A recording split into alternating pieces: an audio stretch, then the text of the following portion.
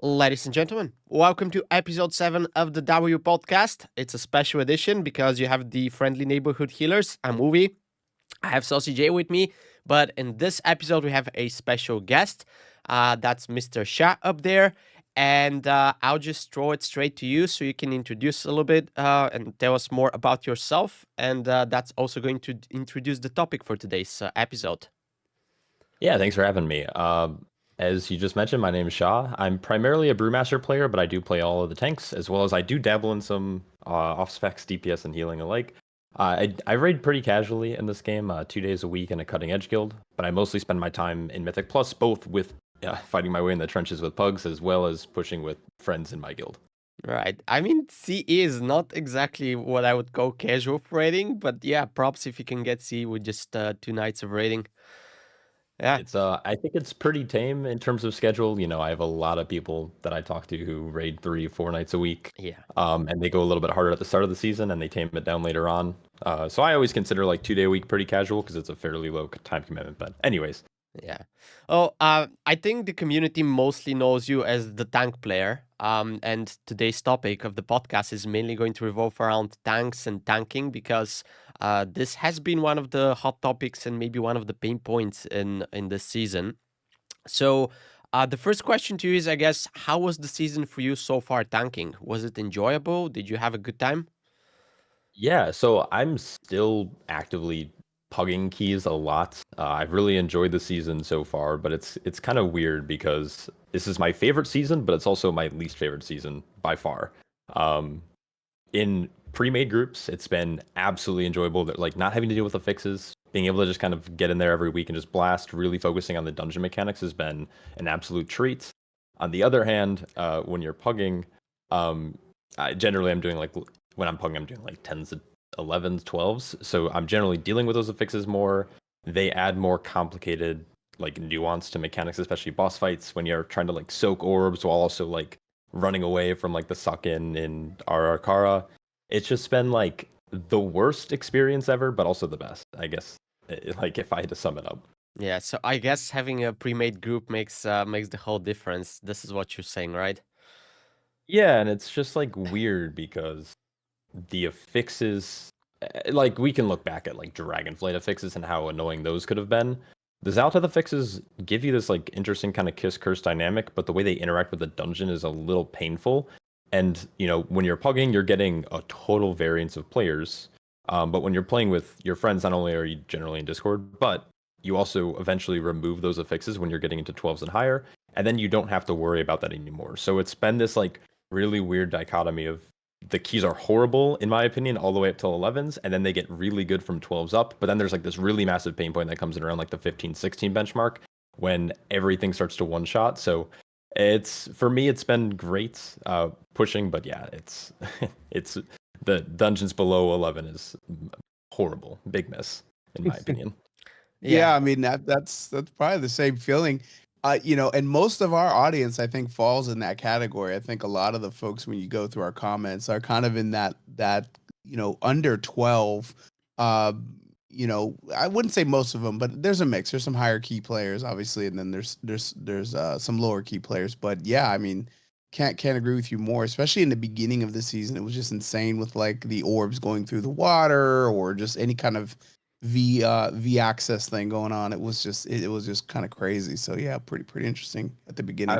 Seems that tamed out a little bit. Yeah, I think it's Blizzard's made some good changes to fix things, whether it was like bugs with the orbs going into like the Siege of Borealis on Vic Goth at the very end. But also they are changing the affixes going into 11.1, which I think is pretty interesting. They're like homogenizing the kind of downside of the affix instead of making enemies like take less damage or have more haste and stuff. They're just like making them just do more damage as like a flat punishment instead. And I'm not sure how you guys feel about that, but I think that's a really good change.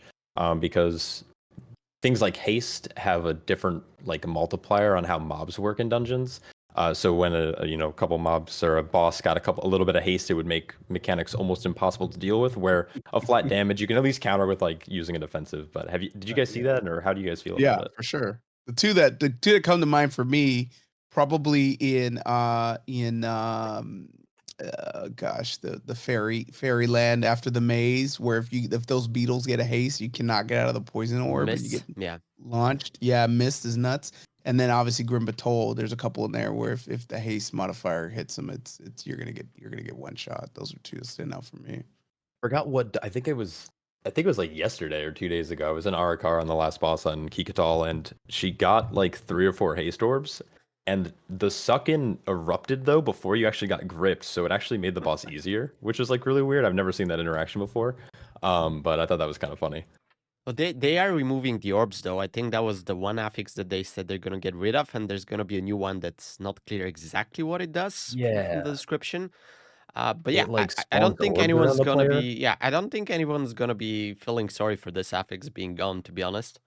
No, Yeah. it's been a massive headache, especially now. This time of the year, it's a lot of people are playing PoE, a lot of people are playing Marvel Rivals.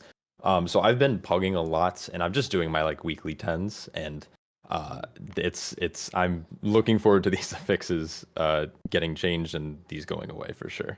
Yeah, we actually get the sentiment a lot because we both are mostly pugging our keys. We rarely play in pre-made groups. And I don't think I've ever heard anyone complain about 12s and above, because even if you're pugging, once you get to this point, it's actually, you don't have to deal with this because we're healers. So we also have to deal with this dispel affix, which is considered a healer affix, but it's not exactly a healer affix. Different topic, What do you right? mean? That's for sure a healer effect. Yeah, you cannot Just actually massive heal spell. through it unless you like pop a cooldown or something, and then in like keys below 10, people just don't press their dispels, so it's all up to you to deal with. And Blizzard actually said in the past they understand, okay, it's bad if you have to dispel it, and there's another dispel mechanic like the last boss in Siege of Borealis. So they acknowledge it's problematic with the Afflicted back then, and now they're actually presenting us with the same thing. But yeah, my point is, I don't think anyone ever complained that there's no affixes basically after 12s and above. So I think everyone joins you with what you just said. It feels so great to play the keys after 12, although they do get very hard very quickly, but that's a different topic. And then, yeah, there is a keys curse for the affixes below that, but yeah, some of them are actually very annoying to deal with. So having said that, how would you compare the experience in the War Within with what you actually had in Dragonflight? Is it better, worse, the same level? There's like this is a whole can of worms. There's so many different points here that I could make. My experience generally has been better. Obviously, there's like been a ton of tank nerfs going into the War Within that Blizzard I think really missed the mark on.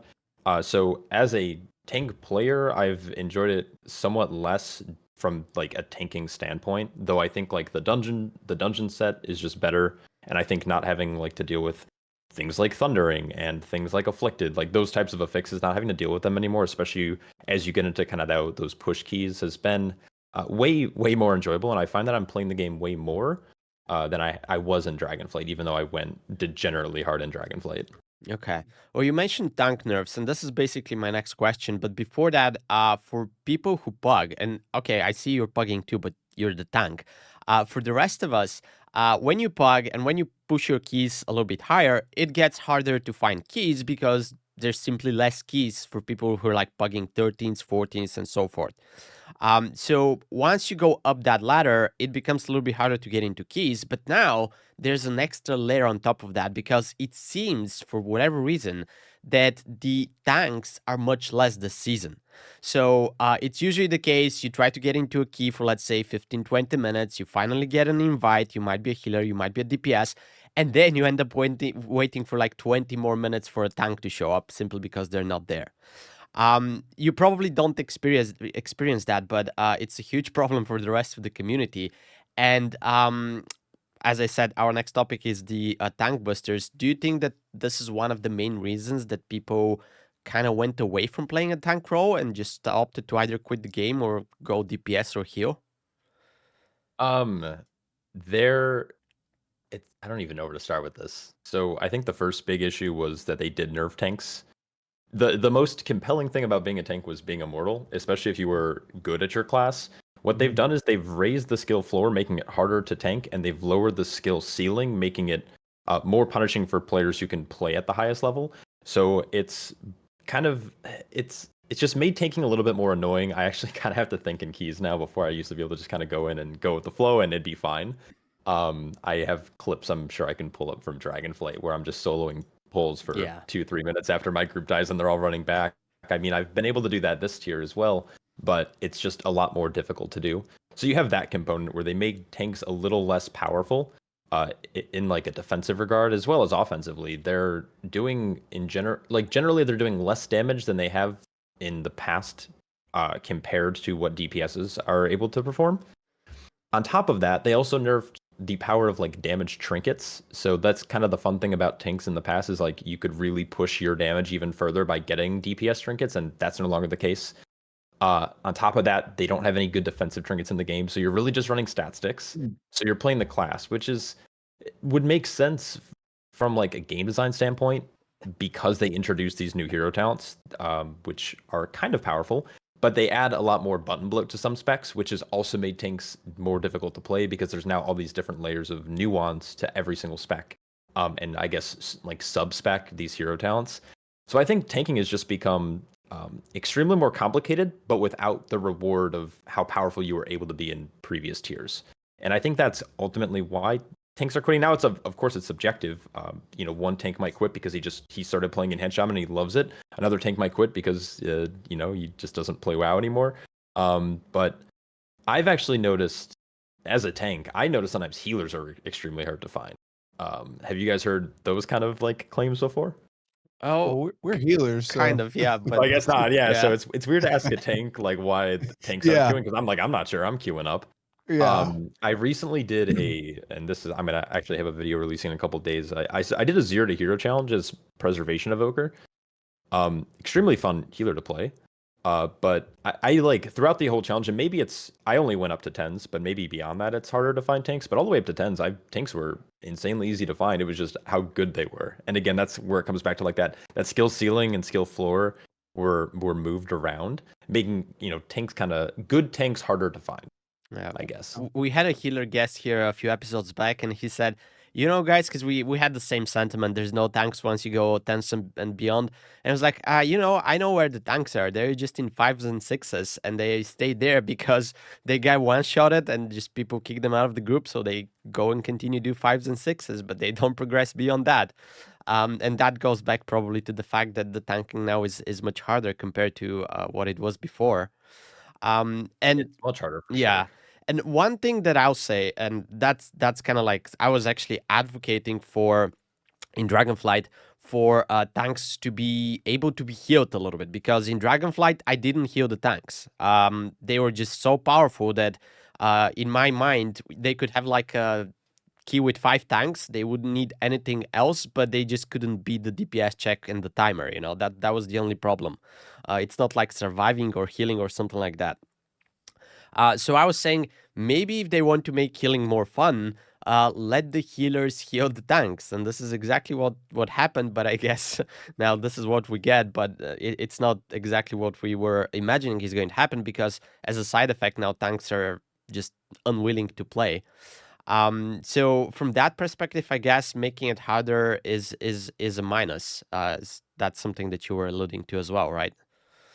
Essentially, and it's similar to how probably AUG evokers feel. Like, I mean, AUG is obviously extremely popular, but it's so niche because tanking right now is you're a tank, like you're in control of your own survivability as well as the routing. But if you don't enjoy that aspect, then you probably won't enjoy the role. Just like AUG, like if you like to do big damage, you're not gonna probably enjoy AUG because you're mostly buffing others and focusing more on crowd control as a support spec. So, tanking is just kind of fallen back into what it is, which is get hit in the face and pray your healer in your group know how to keep you alive, and that isn't enjoyable for I think a lot of people who were tanking in Dragonflight, where you can go on a Vengeance Demon Hunter, you were competitive with damage, you were completely locking down everything, and like you didn't really care, and you felt immortal, and now that's not the case anymore. Yeah, I still think we were talking about this on the other episode, and you kind of hinted to it in this one, where the skill cap, for entry, and then kind of the ceiling are kind of tighter now. But I find that the tanks that understand that I'm passively healing them. You know, I'll throw prayer mending or renew or keep a bubble on them or whatever. And for the most part, they're pretty good with kind of passive healing. But then you get a tank that may be new to the spec or new to tanking in general, and it's like babysitting. So I think that also is a case where the good tanks still kind of manage their own kind of survivability for the most part, unless it's like a really like, for example, Stone Vault. You know, if maybe if the healer isn't managing to dispel right on the first boss, maybe that could be a little bit scary for a tank. But outside of that, I feel like the good tanks really don't need a lot of maintenance when it comes to heals. What do you how do you feel about that?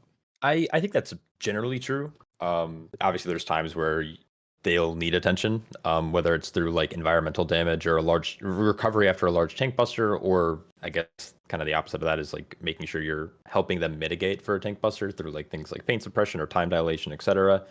I would say that the skill ceiling is to the point where a good tank player who is like honed in and doing their thing right, no matter what tank you're playing, whether it's a prop paladin or a brewmaster, you're probably going to be pretty efficient. Something that I noticed through my zero to hero challenge when I was healing is that a lot of tanks, and this surprised me, is that a lot of tanks don't even keep up their active mitigation. I can't even tell you how many times I see paladins not using Shield of the Righteous. Warriors aren't keeping up Ignore Pain or Shield Block, and it kind of blows my mind because is that is the core thing you do first, That's your right? Like job, as right? This is the one thing you're there that's for.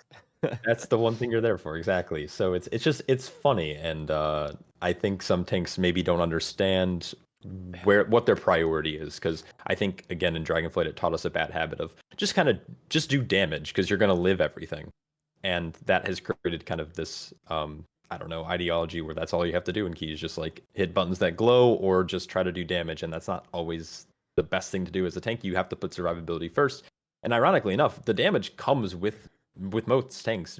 Playing defensively is what gives you your damage. So I see tanks kind of fail at both parts of that.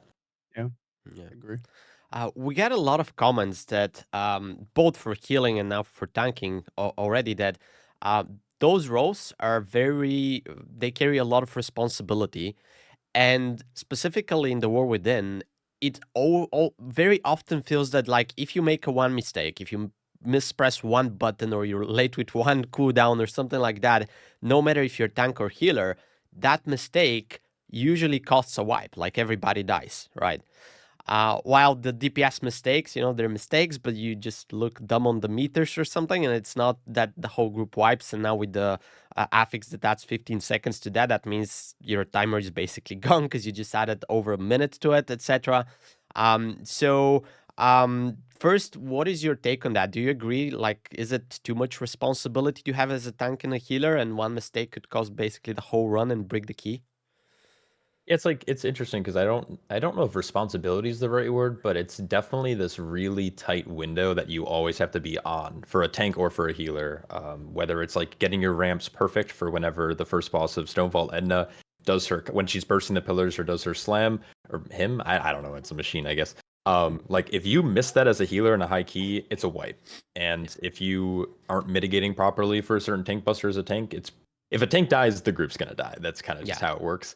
And it feels way, way, way more punishing because, again, like you just said, if a DPS dies, they might just be running back. You send a battle rise, and no one's really going to look at that. But right now, we're in the season. It's if you group wipes, especially with the punishment on the timer, the key might be burnt, and then that kind of goes back into why tanks might not be able to learn, especially in lower keys. Is that a tank might mess up on a mechanic and they die, but they don't get the opportunity to learn from it and do that pull again because DPS are just going to leave, and then it's like kind of pointless. Which is unfortunate because DPS can die all the time, and they might learn, they might not. In my experience, they don't really learn, but healers and tanks have way more. I don't think it's responsibility, but like they have to be on the whole key. They can't make any mistakes, or the whole key's bricked for the entire group. Which feels bad, especially if you're playing with like friends and stuff, and you feel bad because you're like, oh man, I just wasted your guys' time and I messed this up. But luckily, when you are playing with people and not pugging, your friends are a little bit more open to that, or they'll even help you figure out what you did wrong or what the group did wrong, or how you can optimize the pull. Which is my favorite part about Mythic Plus is being like, hey, we wiped here. How can we fix that? Yeah.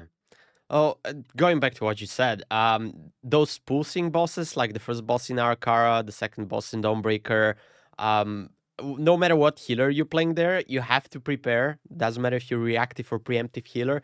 You have to prepare. You have to know what cooldowns you're using, and then you have to execute perfectly. Because if you're late with or you miss one GCD, somebody's gonna die. And I also had a lot of occasions where like the tank is setting up a big pool, he jumps into the middle of a pack and he just perishes, like he dies because he didn't press the defensive, and he's like, "Oh, sorry guys, I was late pressing my defensives," or something like that. Which is why I'm asking you this question. And there was actually some changes recently that Blizzard did. There was an article that it was the Mythic plus Dungeon tuning, and most of that was just some of the tank busters were getting nerfed, some of the big damage that comes from bosses was also getting nerfed. And I think everybody was welcoming that, but we also got a lot of comments. This is like way too late in the season. It should have been done way earlier so that, you know, people tanks wouldn't quit, things like that. So what's your take on that? I guess you're welcoming these, but are they too late? Definitely welcomed, but a tale as old as time is Blizzard is way too late to these changes. These these abilities were problematic on beta. They were reported on beta, and here we are in the not only the 11.05 but the 11.07 patch when these are essentially getting implemented. Yeah. Very late into the season. And these aren't big enough changes. I don't think any tanks like sitting at home watching scrolling through WoW and being like, "Oh look, they nerfed. I'm gonna go log back into WoW and go into Stonevault again." They're just too late. They're always welcome, but there's just a point in the season where it's kind of just like we like applaud them for trying, but I don't know what Blizzard, like I don't know their process for this. I don't know if they need enough data from like enough runs from Warcraft logs or if they're looking at their own internal data. But it always blows my mind how they're kind of, it feels like they're almost oblivious to these until it's way too late. Yeah. And They need I to- wish yeah. Go ahead, finish your thought. Oh no, I was gonna say I wish they were more open about these changes or what they're looking at. In like Blue Post being like, hey, we noticed that Stone Vault runs are being completed like 10% less than all these other runs. We're taking a look at specific mechanics, and then like at least we would know, or they would open up, I don't know, a conversation for people in the community to actually give feedback, like, hey, this is the thing that keeps wiping our run, and maybe that would lead to Blizzard being able to make these changes faster. I can't imagine that these tuning knobs of 10% nerf here and there is like a hard thing to change. I mean, I'm not a developer, I'm kind of an idiot, but I can't imagine it's like that difficult to adjust a percentage in a string of code. Yeah, part of me says I wish they would play a little bit more, right? Or mandatory play the game a bit so they could actually feel some of this. The other thought I have on this really is like it's more focused on pugs because I'll say being a healer, when I play my warlock, right? I notice that I'm usually full health because I'm a healer and I know here's a big damage coming out. I'm going to hit Dark Pack or I'm going to hit my wall or I'm going to have XYZ, right? And I notice everybody else is like dead. And that's because we heal a lot. Probably same thing for a tank when you play damage. It's like you know what's coming so you can prepare for it. So when I see things like this, I feel like it's a way to allow kind of the pug community and maybe some on the lower keys and maybe even on the higher keys to be able to get through a couple of the humps. But again, I think it's way too late, and it would be nice to get some visibility around why are we taking halfway through the season to get these out when we're making all these balance tuning adjustments for the characters. We should also be doing that for these keys. Yeah, and that was exactly our sentiment the first time we actually read this and we showed it on the podcast. Yeah, those are nice, but this is definitely not going to make anyone come back and play the game. What's left for like switching to play tank and try something new. They had one more kind of like in the same thread, which I'm not sure if it was even necessary, but they buffed the thread for tanks with I think it was 22%, something like that. So actually that's going to be a change in 11.1. So it's not live yet, although I thought it's a hotfix. Doesn't It looks really like matter. it states hotfix on live servers. Yeah. So I'm not. I'd imagine it's in. Honestly, I haven't really noticed a difference. Yeah. That kind of goes back to what I was saying earlier. Is like tanks who like mitigate will do more damage, which then gets you threat. Yeah. So like I don't know. Like I've never had an issue with threat. Sometimes like if a rep paladin just starts slamming Divine Storm a little too fast, but generally speaking, if you set up a pull efficiently as a tank, threat hasn't been an issue. It's always a fine line to cross though, or like to walk for Blizzard, because if you make threat too strong, then it's irrelevant, and if you make it too weak, it's problematic. And we saw that like way back in BFA, and I can't remember. I think they removed it going into Shadowlands, but like the skittish affix way back when. Like that affix was extremely problematic. I think their hope there was to like make misdirections more valuable, but misdirections are so outdated as well.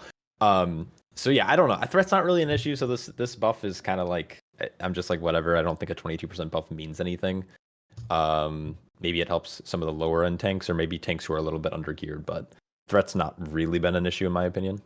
Yeah, I was gonna say the same. I do play Enhancement and Elemental Shaman, so sometimes if you get a Tempest proc and you save it for the next pool and you send it straight away, maybe you can pull aggro then, but that's actually on you, you know? I So, wonder why that happens. yeah. I That's wonder why. that's how it happens. But then you can do a little bit of setting up, you know? You don't have to like, that doesn't have to be like the first thing you send in, because if you do it, you're gonna pull aggro. That's for sure. Yeah. But like Are you just saying, yeah. Sorry, I was gonna just say, are you the guy who's like, I just hit one button. I don't know why I pulled. Yeah, it was one button, man. It's like the only button that does damage for me, but that's a different topic, right? Yeah. Yeah. Oh, So man. I guess that's relatively irrelevant, but it's at least like a bone to chew on, because hey, it's a tank change. We're making them more better or whatever. You know, they don't need that, but it's there. I think the average tank probably enjoys it. I also think the average tank probably doesn't pay attention to Wowhead and these like kind of minor buffs, so they probably don't really notice it. But I think if you told every tank player in the world, the majority of them would be happy with tank buffs or a threat buff. And I think the rest of them are just kind of like, whatever. Like I wasn't really struggling with threat, but I'll take it. Yeah.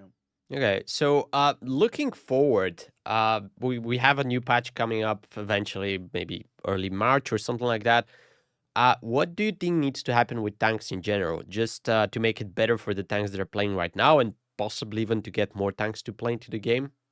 What are your hot takes or wild takes on that topic? Oh God. I think this was an interesting season for tanks, and they experimented with kind of pulling back some of the power that tanks can have in terms of survivability and damage. I think they should revert them. Like personally, I think make tanks strong again. 2025. I don't. I don't think that's like the core issue though. I think the core issue actually comes down to dungeon design. I think dungeons need to be like more engaging, and certain tank busters and mechanics need to be less punishing, both for like new players, but also at the higher end when it starts getting into like one-shot territory. Like I don't know if you guys are aware, but there's like strategies where you have to line of sight certain tank busters. You have to like use certain mitigation. You have to be like super coordinated with your healer or your defensive management, and they kind of nerfed the cadence of cooldowns in keys, so it's very difficult to achieve that in the higher end. So eventually you start hitting like 15s and 16s and a little bit higher than that, and you have to play like pitch perfect or you're just going to like fall over, and I think that's a little too punishing. I don't know how do you guys feel though, like healing this season? Like tanks, obviously it sounds like sometimes you feel like you're babysitting, sometimes you feel like they're healthy, but do you actually feel like the tank nerfs made your job more enjoyable? I guess we could start there, and then maybe I can elaborate more. I'll let you go, Wolvy. Oh, as a person who actually was asking for that, I'll say this, and it's probably not gonna get a lot of traction in the comments, but I actually like them because, as I said, the good tanks I still don't have to heal that much. And if you know the dungeon, for example, I know that there's a tank buster, or you're pulling the guardians and mists of Tyrna side, etc. Right? I know that you're gonna need a little bit of healing, right? And that is fine for me. If it's a bad tank, I don't care. Like I figure out that if it's a bad tank, it doesn't matter how much I heal them. They're gonna find ways to die and wipe us. So it's kind of like the same with the good tanks for a different reason. You don't heal them. So from my perspective, it's not that bad. Now let me mention, we don't play plus 16s, like we push to like 13s, 14s. That's our cap. But it does feel like you do have to play pitch perfect, as you mentioned, even in those keys. I could only imagine it gets even worse into higher keys, although, as I said, you cannot miss GCDs in like 13s and 14s. So I don't know how you can get even more perfect into higher keys, because you're already playing perfect, right? Yeah, so from that perspective, it doesn't feel like healing was worst specifically for tanks. But I think healing feels very punishing for mistakes for something that you just mentioned, the dungeon design and how the bosses are designed and how the damage profile is. Because we were complaining a lot in Dragonflight that there were a lot of one-shot mechanics and you just couldn't heal through them. So now they decided to take a step back a little bit, and they have all this pulsing damage, which is not all the damage at once, but now it goes out for like 4 or 5 seconds, something like that. So now you have to kind of like schedule everything and press everything perfectly in those 3-4 seconds so that people actually don't die when they're taking probably 2 times their health bar in damage. And this is also something that we've been asking for, but now that it's here, it also doesn't seem a lot better, which is why I ask you, what do you think needs to happen for the next season? Because we are asking Blizzard for all those things. Sometimes we get them and we don't end up where we think we would be. There was a lot of sentiments that people were saying, okay, just double the health bars of everyone, just keep everything else the same, so people will be taking the same damage and will have more time to heal them, etc. Do you think that's actually a solution that could work? I'm not. I wish I knew. I wish I knew the magical solution. I think when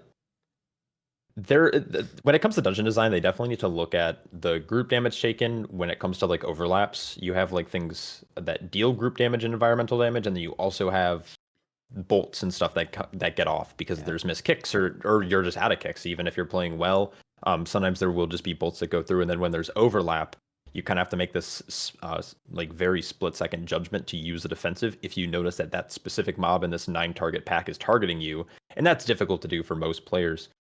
So I think one thing that they could do is they could buff health and just keep most of the kind of numbers the same in terms of percentages, so you do have time to react. That bolts aren't that punishing. But I could only imagine that could cause other issues or other tuning imbalances with like healing through. But like, I'm not sure how healers would actually feel about this. Like, wouldn't your heals feel much less effective? Do you like when your heals feel powerful and can top people quickly, or do you like that slow rot gain? That was the complaint, and that's why they didn't double the health pools, because the complaint was then the healing doesn't feel impactful. When you push a big heal, you don't see this big bar going up, but then when you have, like Wolvy was saying, you're getting twice your health done over the span of like 6 seconds, that could be very punishing if you're not timing it correctly. So I think, they're trying to figure it out, but I could say that, I don't know. I don't know what the answer is either, but I think, when you look at like things like that, that was the biggest concern, was just like, oh, if you just double the health pools, then my heals don't feel impactful. When I push big cooldowns, the bars don't go up, or they go up very minimally, and that doesn't feel good as a healer. And then going back to the other comment about how do we feel about like tank, reliance and them needing us more now, I don't think I haven't noticed a big difference, honestly, in the sense of when I have a good tank or when I have a bad tank. So even last season, when you had a bad tank, you knew it. When you had somebody that wasn't pressing their demon spikes or their ignore pain or whatever, you knew it. It was painful. When you had a good tank, you never healed them. I almost feel the same again, except for the very exceptional. And again, we're not doing 16s, right? We're doing 12s, 13s, and things like that. But it's the same kind of experience where it's like very minimal, right? A pain suppression, a dome, spirit link, cocoon, whatever the external is, or the ramp. As long as you do those things right, you're really just kind of, the first few pulls of the dungeon, you're like, who's my squishy person? And I'm going to maintain those people. That's the one I'm actually watching for the most part. And hopefully it's not the tank who should be doing what they're doing and not, So, I don't think whether they go either way, I think it just makes it tougher for the healer and the tank, especially when you come into situations where it's a pug and you don't necessarily know the skill of the person that's coming in. You're going to realize it pretty quickly, but it just makes it a little bit more difficult. But I think you just adapt to it, and at the end of the day, so. And I'll add something as a little bit as a wild take on this, but I don't think changing the health bars and the ratio to healing is actually going to help, because they've done this. It's not double the health bars, but I think they've done it maybe 2 or 3 times now already. And I think the problem with that is twofold. First, The way that they design the damage, in order to make healers heal, they need to make the spiky damage, which is going to hit you for a lot. And then if your heals are not strong enough, as Shah said, it doesn't feel good because you cannot top people up. And then as the keys go higher, I mean, they scale up. So people are gonna start getting hit for more, etc. So it eventually is going to end up feeling as it feels right now, just because the damage in higher keys is just so much more than compared to low ones. So I don't think that's the solution. Maybe they need to figure out some smarter way to design mechanics. And again, this is something we're asking for. But then I was always saying, let's have some mechanics that the DPS needs to handle. And it's clear that if they failed, they failed. So they did the Skarmorak boss in Stonevolt, where they have to figure out how to kill the orbs without killing everybody else. And I had a lot of wipes and a lot of brick keys there because they would kill all the orbs at the same time, and that's not healable. But it is the healer's fault, different topic.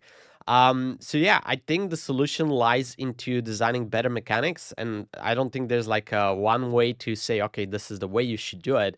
But maybe they need to think a little bit about that, because there are a lot of dungeons that feel very punishing for different reasons, and it ends up that people are just avoiding those dungeons. They just don't want to do them. If you're doing your weekly key, it's very unlikely that you're going to say, oh, I want to do City of Threats. You're going to look for something easy as Mists of Tyrannusite or something like that. So having said that, are there specific keys that tanks are avoiding and you never want to go and tank them? Grimbatol for sure. Grimbatol. Grimbatol has outrageous tank busters, especially if you don't have spell block. Yeah. As a Brewmaster Monk, there are some abilities in there that just humble me every time I'm in there. I don't really know any other keys. Like I generally will, even when I'm just pugging, now that I'm kind of like chilling this season for a couple weeks during this holiday time, I pug most keys. The only key that I really hate is Necrotic Wake, but that's not a tank thing. That's just I can't stand groups in Necrotic Wake. Yeah. You know, you get to a Necromancer and know everyone's AoEing and not trying to focus it down. So then you have 3 Frostbolt volleys going off. People don't kick or knock in ads on a Marth, and the people don't. Even now, it's so strange that you're like on Stitch Flesh and they don't aim the hook at the stage. I'm like, oh, okay. Yeah. I'm not coming here again. I would say, besides Grimbatol, I would say most dungeons are pretty tame in terms of like how tanks play it. Some pulls act like just wreck us, but that's when we have our defensives, and then some pulls are super chill and you just kind of just sit there and you do your rotation. And I think Blizzard's done a pretty good job at balancing this dungeon pool. I'm a little nervous for the next one because it's normally there's just more than one painful dungeon for tanks. So we'll have to see. Okay. Well, I think there's more than one dungeon that the healers can complain, but that's a different topic. Having said that, the healers usually have a sentiment of, ooh, I like healing this tank a lot, and I don't want to play with this other type of tank, and I mean class-wise, because they take too much damage, and I don't like healing them. For example, for me, this season, for example, bears were taking some enormous amounts of damage, and I had a lot of trouble healing them. Obviously, depends on the player as well. While paladins are just sitting there, even if they get into trouble, they can heal themselves and bubble and everything. Is there a similar sentiment when you play a tank? Is there like healers that you prefer to play with and others that you want to avoid because they don't do a good job in your eyes? Yeah, I mean, I've always found the kind of class synergy aspect of this game extremely interesting. I main Brewmaster, as I mentioned earlier, but this tank is really unique because unlike wanting to play with like a Disc Priest or I guess like something that provides a pretty massive DR, we really enjoy playing with first off Resto Druids because it just hots work really well with Stagger. On top of that, something that a lot of players don't know is how preservation works with Brewmaster. The way that something like your Reversion and Golden Hour work, it like double dips on how we take damage and we convert it to Stagger. And so your Reversion and Golden Hour, that's all you need. You keep that on us, you time dilate us whenever you feel like it, and we're going to be vibing the whole key. So Preservation is actually a super kind of like sleeper pick. If you're making a comp as a Brewmaster, and you need like something like Lust, or you just want like you don't have an AUG and you want that toolkit, playing Prez is like absolutely insane, and it's much more efficient than Resto Druid because Restored has to apply 4 or 5 hots to you to keep you healthy, and they have to maintain that. Now it's fairly free. They maintain that, and they can just do kitty weaving or whatever. But preservation, man, no, that thing is insane.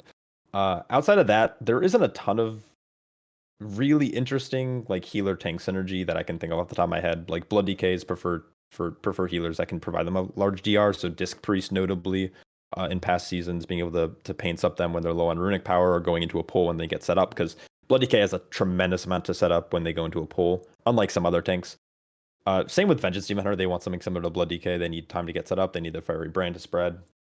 But yeah, outside of that, I think most people are chilling. One sleeper healer that I really actually like playing with on most of my tanks is actually Holy Priest, despite them not being the strongest healer. Their little angel wings that they give you, or guardian. What's it called? Guardian Spirit. Guardian Spirit. Yeah. Right. Yeah. 200%. Guardian Spirit. Yeah. It's such a strong cooldown, especially on like Brewmaster, even because Brewmaster staggers all their damage. So like utilizing that cooldown, they're probably not going to die when it's on them. They're taking more healing, and it's just like a 1 minute thing you could just throw on them. Yeah. Yeah, as long as it doesn't proc. Playing with me though, it's gonna proc. It's gonna proc a lot. But yeah, those are kind of like off the top. I like playing Bear. I think like I used to main Bear back in the day. They preferred like Holy Paladins. I don't know if that's changed. But generally you want a healer that can kind of fill in the gaps or what you struggle with as a tank player. So if you're a tank who needs a little bit more time setting up a pull, you want something that can provide you a DR or some quick burst healing at the start of the pull. Things like Brewmaster's really niche because of how stagger works, but you want healers that can either provide a lot of hots or very effective hots to you. So even Shaman's pretty good.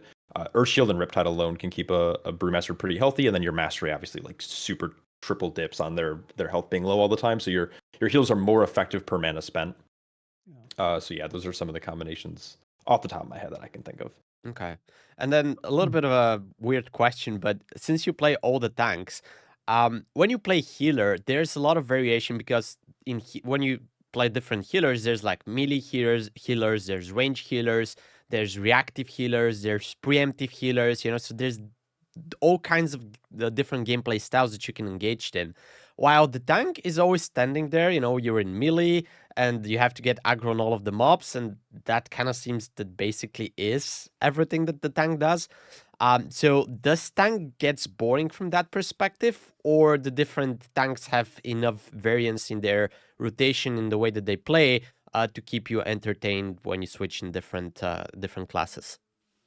The one thing I'll always praise Blizzard for is their ability and their execution on designing these tanks up to this point. Not only do all the 6 tanks feel different to play, obviously the role's the same. Your goal is to get mobs, get hit in the face, and live. But the way that you deal damage, the way you set up pulls, the way you like run through your mitigation, it all feels different. From how Prot Warrior mitigates most of their damage up front by maintaining and just being a spurg by spamming shield wall, ignore pain. Unfortunately, they're getting some pretty big rage nerfs going into 11.1, but you swap over to Brewmaster and all of a sudden your whole profile is taking a lot of damage and mitigating it through your dot called Stagger, which is like your goal is to not die from that. So you're playing this like little mini game of trying to balance between death and not death through your Stagger dots. Paladin obviously feels extremely fun to play. Not just the rotation's pretty straightforward, like you just gain holy power and you spend it on shield and righteous, but playing a minigame of standing your consecration, making sure you're targeting the right enemies with Avenger Shield to make sure you're getting kicks. And then obviously using externals, which is something that a lot of tanks don't have, but having things like Blessing of Sacrifice, Blessing of Protection, especially now, like not only do you have dispels that you can utilize, but some people forget that Blessing of Sacrifice removes poisons and diseases and makes you immune to them. So you can immune a ton of mechanics using that ability. So all the tanks feel very different to play, and that's probably why it doesn't really get boring. And so yeah, I've been enjoying it, and that's why I try to play all the tanks to kind of keep perspective. And you sometimes will learn how to set up different pulls in different ways. If I play DH and how I set it up a pull here, that might translate a little bit to how I set it up on a Brewmaster, or maybe I get a different idea for that. Which is always just a really fun little game to play, seeing how these tanks kind of mesh. Same with like Spell Reflect, like being like, oh, I can Spell Reflect this, so that means I must be able to AMS this now on DK, so maybe I can utilize that here. So that's always like a fun little game. Yeah. So if you guys want to play tanks, you have your content creator. Check the links below, by the way. You can find out more about Sha and some guides on how to play tanks. And we're going to have a great season too. Yeah. You mentioned you play all the tanks. So what was the experience this season playing olds, gearing them, getting the crests, upgrading the gear? Because they advertised kind of like it's gonna be a very old friendly expansion. But it seems like getting the gear and then getting all the crests and even the Valor Stones, that hasn't been, at least for us, a very enjoyable process. But how was it for you? Did you enjoy that part of gearing and just playing all the tanks? I'm a pretty big ultaholic, so I definitely enjoyed gearing the tanks. Just the problem is there's this massive disparity between like what a like being on a mythic raid team, filling up vaults like really early on, being able to get tens done very early and getting mythic track gear. The difference between that and then kind of starting either a tank late or maybe not being as proficient on it or just not having the time. I was working a ton of hours at the start of the season, so I didn't have time to dedicate to all those tanks. So just now I'm starting to like work on my sixth tank, which feels bad because even though I was trying to like play a couple of the tanks at the same caliber, I noticed that because I didn't mythic grade on my two alts early on in the season, I fell behind fairly quickly. And then because I fell behind on them, I didn't really have the motivation to play. And then people started demanding, higher IO, higher item level. So there's an issue there. I think Blizzard's change to crest acquisition was very good, and unlike the kind of these tank nerfs that we've talked about and some changes that they're implementing and how they're like too late, I don't think the crest change was necessarily too late. Maybe for the season, if you look at it as like an individual instance, sure, it's late, but this is a change that it looks like it's going into the next patch. It looks like Blizzard's trying to figure out that tuning knob. On Dragonflight, you geared way too quickly. And now this first season, you geared way too slow, and it was a pain point for a lot of players, and we're seeing drop off there, Valor Stone acquisition, etc. And I think they're trying to walk it back to where Dragonflight was, or find a good middle ground, which I agree. Dragonflight was too quick, too easy to gear. And you've run into the issue of people would gear so quickly that they wouldn't even know how to play their class yet, even in these higher keys, where now it's like way too punishing. I would say like Warband gear, insanely good. I would be raiding on my main, and then all of a sudden I'd loot a champion level polearm for like my other class, or for my Guardian Druid or whatever. I'd get a Warglaive for my DH. And like that was kind of great. I think Delves also super sleeper. If you just go into a Delve or two a week on your alts and just do that, like you're getting hero track gear. So at any point you can kind of jump in and already be like 613 plus, especially if you're also doing Mythic plus. Yeah. There's really interesting gearing systems. I think it's generally more alt friendly, but Valor Stones need to go. And I think they're making good changes to this crest acquisition, because Valor Stones, at their best, you don't think about it. At their worst, it's like the only thing you're trying to farm, and all of these different things in the world, whether it's world quests or even end of dungeon rewards, delve rewards, they reward like nothing. You can't even like upgrade a piece, and then all of a sudden you loot a mythic track weapon from your vault, and you're like, oh, I need 1,500 Valor Stones to upgrade this. This is like now I'm not farming crests, I'm farming Valor Stones at this point, which is just so frustrating. And you can't even farm them because the world quest gives you 20 and there's like 3 world quests, so you're now at 60. What do we do next? They need to do something. I don't know if they need to. I've heard takes where people are like, just remove Valor Stones, and that's great, but then it's kind of like, I mean, I don't know if that really fixes anything. What I think they should do is, I know you can convert crests up, but honestly the conversion rate is horrible. But those like weathered crests that we got at the start of the tier, I was sitting on like 800 of them. Why can't we like break those down into Valor Stones? Like, why can't we have like a vendor to like break down crests and give you a set amount based on the type of crest you're breaking down? If you're breaking down like the gilded crest, the mythic track crest now, like that should give you 150 or whatever stones. Like if you break down 15 of them, like it should give you some type of Valor Stones from that. So then you can farm these crests. You have all of this extra stuff from your lower farming experiences because you were spamming +2s or whatever. But now you don't need those crests anymore. So what are they there for? So I think that could be an option to fix Valor Stones, or again, like people say, just remove them. But I think that just removes kind of the additional layer of upgrading gear, and it also affects kind of the casual player base who just stick to world quests. Okay, so that's an interesting I'm not really sure on the take. solution. I'll just expand the question here a little bit, because you said it was way too quick to gear in Dragonflight, but wasn't it like, because when I play all the healers, at some point I switched to something that's an alt for me. I learn how to play it relatively quickly. I catch up with all the hero talents, etc. And then I'm stuck into like 5s, 6s, 7s, etc. And I'm just gonna go run 10s, 11s so that I can at least get mythic track gear in my vault. But now I'm kind of like handicapped and bottlenecked by the gear that I don't have, the item level, etc. That progression. So don't you think it was better in Dragonflight where you could gear up faster oats and then you can play the keys that you want to be playing instead you're stuck into this grinding to the lower keys? I think there's a line that Blizzard's trying to walk, and I generally agree with. I think the experience of gearing up a character in MMO should have some merit to it. I do think that this season was very slow. I generally like for my main, I liked the cadence. I liked that 12 weeks into the season, I was still like kind of hoping for some small upgrades from my vault. Where in Dragonflight, 3 weeks in, I was choosing sockets. Yeah.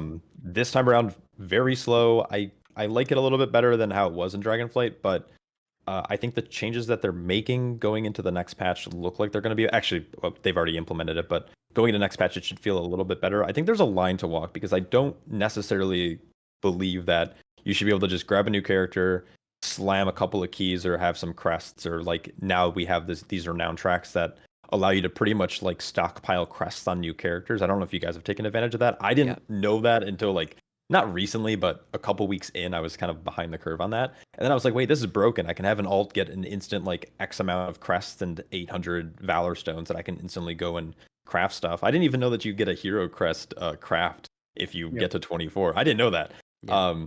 So like those kind of options for alts are like nice to kind of get you into it.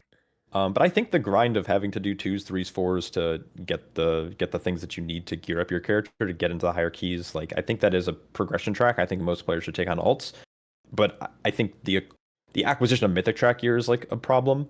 I think the amount of upgrades Mythic track gear requires, being 6 instead of 4, like it was in Dragonflight, is also an issue. And I think crafting, they're making it a little bit stronger, it seems like, in the next patch, but it was like kind of your last option this time around, which felt horrible. Because if you wanted to craft, it would take your entire week of crests before they've removed the cap. And that felt horrible. So I think like them kind of moving away from those systems, I think is going to get it to a better middle ground for you need to progress the character a little bit, but eventually like you're going to be able to jump in, especially because you're getting discounts on crests and Valor Stones from your main to be able to gear up your alts quickly. Yeah, and I think one of the main problems was, as you mentioned, you couldn't obtain Mythic track gear on your odds because everything that you mentioned is actually great. You can get those low-level crests, you can get the crafting tokens for hero track gear, and that would get you pretty high into the gearing process, so you can basically skip 2s and 3s, etc., and you can start doing 5s and 6s, etc. But then, because you cannot get Mythic track gear, you're basically stuck at that level for, at least in my opinion, way too long. And maybe one other way to fix that is that Blizzard is introducing dinars back in the new patch. From what we understand right now, you're going to be getting 2 dinars in the renowned track of that new reputation we're getting. Probably pretty late in the season, but that's also something I would be asking for because first, I would assume this is going to be an item that's going to be able to upgrade to a mythic track, and then it might be those items that you're missing and you cannot farm because, let's say, you don't rate, so you have no way to obtain your spy masters, or something that's just eluding you and you keep farming it and it never drops. So I would assume that it's going to be positive for tanks and for everyone as well to have the dinars. But let me just ask you, is that something that you are looking forward to as well? Yeah, dinars are always they always have been a good system. I think they were underdone in Shadowlands. I think they were overdone in Dragonflight. I don't think we needed that many purchases, but it was nice to be able to go and buy transmog and stuff. So there's some I have some opinions there, but I think the dinar system. I can't tell because this renown track, what the first one's coming in at like what 17 or something like that. But if we're getting one renown a week, that's that's months into the expansion, or the patch, Usually we which start like you never get like one renown at the start. So usually the first few levels are quite quick. So I would say we would start like in 5 or 6 because you do some quests and they give you a lot at the start, right? So we're probably gonna start like 5 or 6 in the first weeks, and then I don't know, maybe if it's 1 week, then what is gonna be that like 3 months to the first dinner? Yeah, that sounds I a think lot. it's a little too long. I think most people would stop playing after about maybe 2 months, I would Yeah. say, like 8 weeks of raiding, especially if you're not someone who necessarily raids on a raid team and you're just pugging keys, you're probably getting pretty burnt after a few weeks, or if you're just like, yeah, if you're just pugging the raid. The dinar system's great, but the only problem I have with the dinar system is if there are items that you just like don't necessarily care about. This time around for tanks, I can only think of one notable item from the raid, which was the Sworn Lord's Authority, which is from Silken Court. Your chances of you killing it on Mythic, um, probably fairly low compared to like the majority of the player base. And then like there's really no other items that it's like worth using a dinar on, so it's kind of just like maybe a little bit of catch up gear. So if the trinkets are amazing in this next season, or maybe there's some cool cantrip effects like on a ring or on weapons that we've seen in the past, dinars are awesome. But at its worst, dinars are just like this kind of random pity currency, which I do like when there's good gear, but if I don't like it when there's like no gear to be had. And if it existed in this season, I don't think I would have cared for it. I know every other person probably would, because they don't have spy masters or they don't have a certain trinket or fist weapon from Kai'Veza, but I don't think anything I'm wearing outside of tier is from the raid, and most of it was from Mythic Vault into Catalyst. So Okay. You mentioned raiding, so let me ask you, how was raiding for you? I would assume you're tanking in the raid, right? What was the experience for you being in a CA guild? Did you kill Queen already, by the way? we just started Queen Prog this week, Okay. but it's weird because of the holidays. So we had a rough week, but we just killed Silken. Did we kill? I can't remember if we killed Silken this week. Okay. But we just started Queen. Queen's so far a very fun fight. We are kind of getting into the first intermission, but tank like this raid tier, I really liked it, but it just felt bland. Like for tanks, the big thing you look at in terms of enjoyment is like what are the tank busters and what is the boss positioning. And you have all these bosses that it's like Olgarax, you just kind of you taunt swap on one. And you keep the boss wherever he's at. You let the group run away. Same thing with Bloodbound Horde was kind of interesting because you had to you had to set the beams up so you wouldn't kill your group. But there's like a set pattern to that. But again, you taunt on one, Sikran, you get hit twice, and then there's a different hit you get hit. Like everything was like a taunt on one basically the entire tier, and most of the time the positioning was pretty static, or you would just be moving in a circle around the room. So it's like not enjoyable. So this tier wasn't anything like to write home about, but I did enjoy raiding. But I mostly raid, so I get gear for Mythic Plus because I just love Mythic Plus. Okay. And what was, because I think Jay, you're also on Mythic Court right now. You're progressing there. Well, yeah, we're progging me at the court Yeah, right now. we also killed Kai'Veza, so we are there as well now. But we actually had two pretty bad experiences in the raid. One was the Brute Twister, where we spent multiple nights setting up weak auras and just staring at the screen, not pulling the boss, because everybody had to be on the same page and everything had to work synchronized with everything. Yeah. Good So, old weak aura checks. Yep. I guess that was bad for tanks as well, because I don't think anyone enjoyed that part. No one. I don't think anyone enjoyed that, but I'll be honest, I was probably just watching Netflix. Yeah. I was just looking at my other monitor. I'm not sure what most. I mean, I think most guilds end up doing a 2-tank strat, but we did a 3-tank strat, and I was the 3rd tank. So all I did was I just hit the boss and just picked up spiders. So for me, that boss, like I didn't really need the weak ores because I wasn't breaking eggs. Yeah. So I'm not gonna lie, I kind of blanked out on that fight a lot. Oh, so if you're a 3rd tank, you get, I guess you get to interrupt a worm or something. That's everything that you do. Yeah, kind of. Yeah, Uh-huh. sometimes I'll throw in a kick, sometimes I don't. We'll see.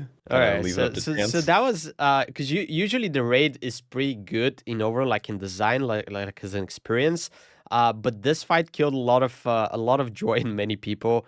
And now we are in Silken Court. Obviously, you killed that already, but the initial, because we just started progging it, now the holidays kind of prevent us. But my initial take on this is there's like this 35 slide presentation, and every slide is like a position you have to be in a certain specific point at the fight.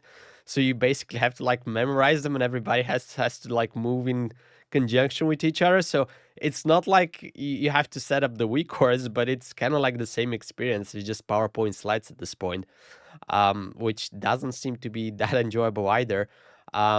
Is it a hard fight for a tank, Mythic Court? So I wish I had the credentials to speak on this because I'm just kind of like the guy who gets hit, and I just go where my raid lead tells me. But Yeah. the fight for a tank like isn't very difficult.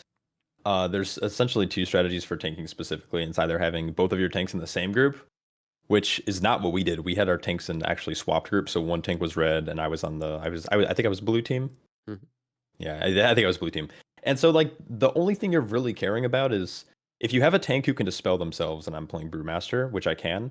I'm just solo tanking this tall skinny guy, the Takaj, and the big guy is just you taunt on one and you try to keep them stacked. So like again, it's like just a fairly boring fight for tanks. There isn't a lot of danger, and if you do mess up the taunt swap for some reason, if you don't taunt off of the other tank within like 20 seconds of that cast happening again, you're just gonna get one shot, and then it's like noticeable. So there's no real challenge because again, it's like a taunt swap one. The positioning is just try to keep them stacked. Later in the fight, like there's some weird spots where it's like, well, we're not going to be attacking this guy, so we're moving him here, or the tank has to like adjust and not hit anyone in the other groups to get them stacked. But it was a pretty tame fight. It was just learning the dance, and that's kind of the biggest part. Is like, yes, it sucks having to like memorize a 35-step dance, but I guess that's kind of what mythic raiding is, especially when you get to that higher end. So when you kind of get there and you just have to break fights down, slides are kind of silly, but if you think about any fight, that's all you're doing is you're breaking down like, okay, this set of mechanics, we're doing this thing, and then once that is done, we do this next thing. It's just that usually it's not 30 slides; it's much less. No, it's like 5. Yeah, it's definitely I really enjoyed the fight actually. We killed it I think in like 100 and I want to say like 150 pulls. I think that's pretty good. It wasn't anything like it. I was a little, now don't get me wrong, like we got to it a couple weeks ago, and then we saw like those massive nerfs the other week. And obviously the ring wasn't super big because no one could get their gems when we raided and killed it, but the ring helped a bit, and I think it's going to help a lot of people even more because it's only going to get better as the weeks go on. You're also getting the kind of like the severed strands buff. Yeah. So we killed the boss before we had to do the last set of dispels in the third phase, which meant that the third phase was a joke. So the hardest part of the fight is kind of learning actually phase 1. So you're giving us some hopes here because we're no, it's a good fight. So so you just started it? Yeah, we just started, like we're just figuring things out, how to rotate, etc. So we're basically just getting to the second charge now. So very early days for us. But we only had like 2 nights to prog it, and with all the nerfs and all the buffs that are coming, I guess it's something that we can just get over to and just get to Queen. Let me ask you something though. You said it's kind of like boring to be a tank in this tier. What would be an example of interesting tank tier in raids? What would be like interesting mechanics and interesting fights that you enjoy doing in the raid? Because from the healer's eyes, when we look into the raid, the tanks are always just sitting there, man. Yeah, they probably need to taunt swap at some point, but there's not much else that they need to be doing. The thing that I like to look at, and I've only been tanking for a few tiers now in raid. I used to be a healer main, actually, believe it or not. Okay. And so I used to be healer main. I would like off spec DPS. I was kind of in that like weird 4/5th healer role. So if we needed 5 healers on a fight, I'd heal. If not, I would DPS, or I would be chilling on the bench. But in tank fights, I really like when there's agency for the tanks to kind of decide when they need to taunt swap. Whether it's because they so last year, a good example was like Agira and Admir Jasil. I guess 2 tiers ago technically, because we had the faded season.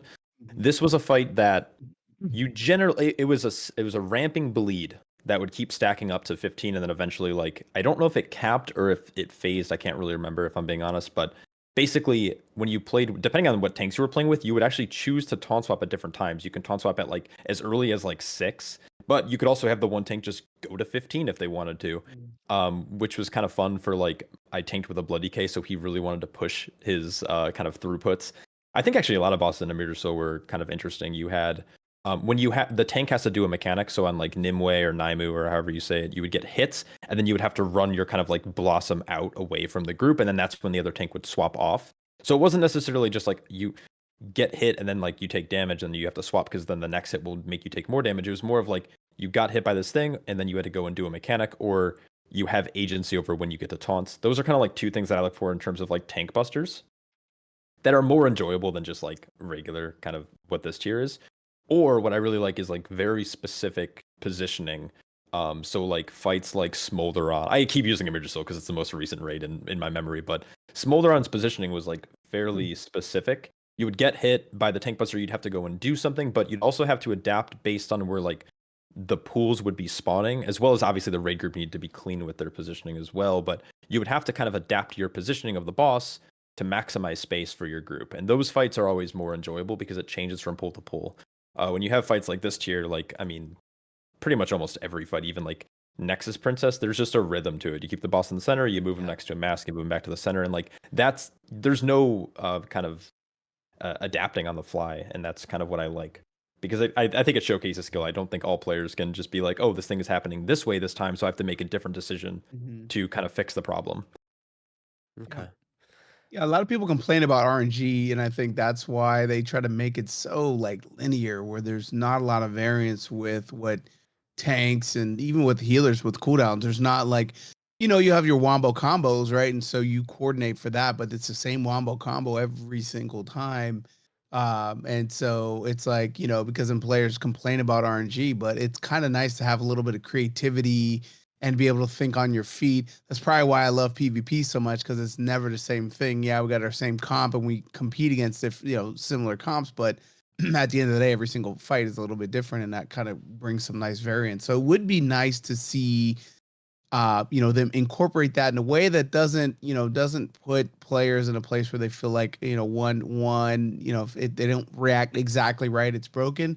But maybe something with a threshold, like you're saying, where certain stacks line up, or there's different distance things, where if it's further away, it hits harder, if it's closer, whatever things like that. I think it might be make it a little bit more fun for the tanks for sure. Because I agree, I've tanked before, and I used to main tank a long time ago when DKs first came out, and there was some fights that were very unique and creative and fun, and then it just kind of got more, like you said, Tauntaun 2 moved to A and B, and it was just very boring, and that's why I stopped tanking, because there was a lot more kind of creativity and fun with healing for me personally. So Yeah, I think most players find raid tanking pretty like stale, especially nowadays. And I don't know if it's because it was like the first raid this expansion, and they're like, oh, we're gonna just make it pretty simple for tanks, or if they're just like, this is kind of the direction they want to do, because I'm not sure. Maybe the entire overall design of the fight might be more complicated, like Brood Twister.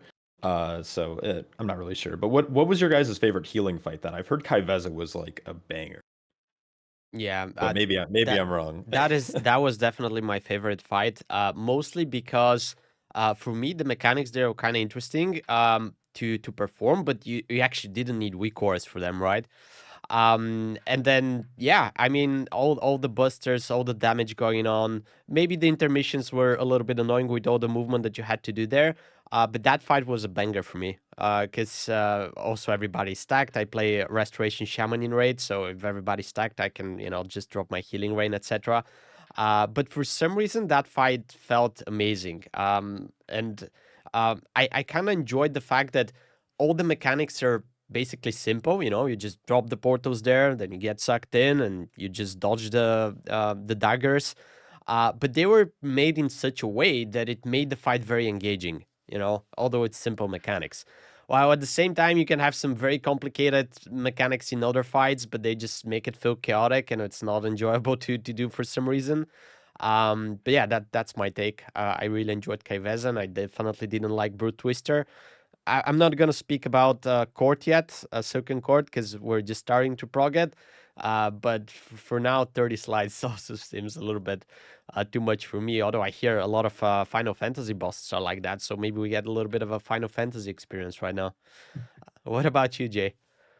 for me, there's nothing I love, but I can tell you that Rashanon, that platform, that fight, while it's easy, I just don't like all that movement, especially as a priest being slow. I was constantly asking for Warlock Gate and Dragon Grips or rescues, because it was like, man, that even with Feather and Bubble and I just felt so slow. I was always the last one to stack in the pool. So that one I didn't really like. I just felt it was so massive. And maybe some players liked it, like DHs and warriors and paladins that can jump over there quick, or druids even, right? But man, as a priest, it's just like, it was painful.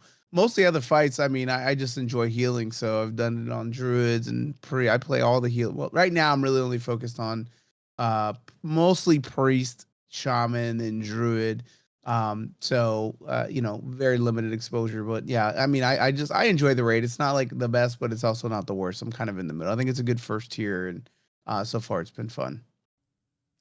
All right, guys, a little bonus question for Xiao, which is definitely interesting to me. But well, a lot of the content that you do, and once something comes out, once the new dungeon starts out, you come up with routes for those dungeons pretty quickly.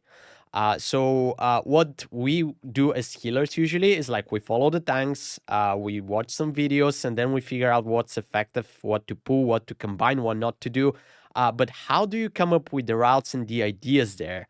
As soon as the content is out, is there a trick to do that? Yeah, that's a really good question. You see this happen a lot on live servers for some of the top groups who have to innovate and make improvements. But as someone who doesn't necessarily push at that cutting edge end, Yeah. I'm spending a By lot the way, of time on they're doing this at the end of the season, right? Those ideas basically evolve as the season progresses. But I seen you come up with routes as soon as like dungeons are out, basically just fresh out of the PTR. Yeah, it's that's that's what it is, right? So I'm spending a lot of time on PTR, and there's a lot that goes into it. And this is one of my favorite parts about tanking and Mythic Plus in general is when you have a dungeon like Dawnbreaker, and I think Dawnbreaker is probably the only good example this time around, is you look at it and you're like, okay, there's a linear route you have to take, and you have to kill every mob from the start of the dungeon to first boss. But then, like, it's open. Like you have to kill these 3 mini bosses, and what can we pull to structure that makes the most sense? So there's a couple things you want to keep in mind. You're looking at what do these mobs do? Are they causing a ton of group damage? Are they causing a ton of like kind of more or less RNG bolts that are going to just like, if they happen to all connect with 1 DPS, is that person dead? What is the damage profile of what these mobs are doing? There's the other thing that I like to keep in mind is how does this make sense for people who may be in comms or may not be in comms? Again, Dawnbreaker is an amazing example of this.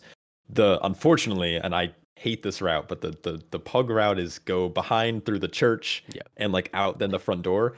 I can't stand that because I think it's highly inefficient. The mobs there generally will do more damage or cause more problems for your group, and especially in higher keys. The pull cadence is slower, and so that's another thing I like to keep in mind. How big can I pull?